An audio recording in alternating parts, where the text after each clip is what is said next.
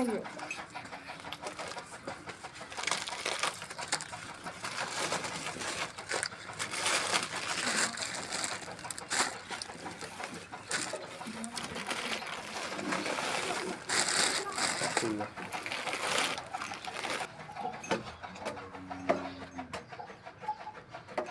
अस्सलामुअलैकुम। SVS ਤੁਹਾਡੇ ਸਾਨੂੰ ਰਾਸ਼ਨ ਮਿਲ ਗਿਆ। ਬੜੀ ਬੜੀ ਮਿਹਰਬਾਨੀ। ਅੱਲਾ ਤੁਹਾਨੂੰ ਜ਼ਿਆਦਾ ਦੇਵੇ, ਅੱਲਾ ਤੰਦਰੁਸਤੀ ਦੇਵੇ ਤੁਹਾਨੂੰ।